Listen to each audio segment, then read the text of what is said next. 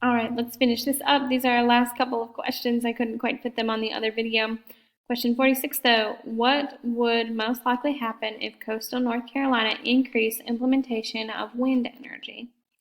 Investment cost to taxpayers would decrease. B, the energy output would be consistent because wind patterns are always predictable.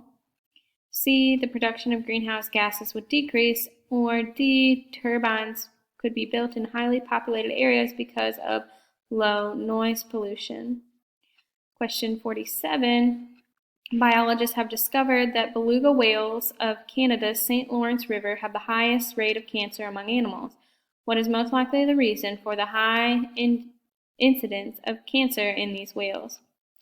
Average temperature increase in the region.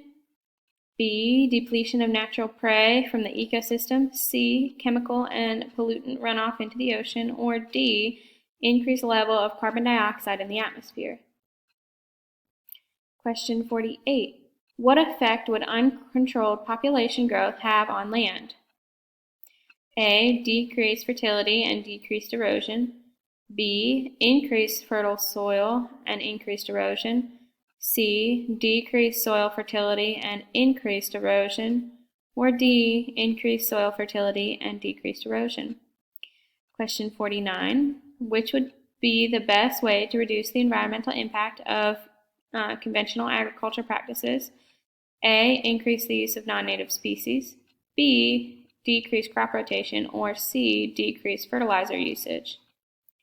Question 50. What effect does reusing or recycling municipal waste have on environmental resources? A, increased use of fossil fuels.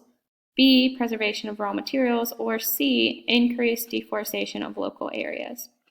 And that's it. Have a great day, guys. Hope you did well.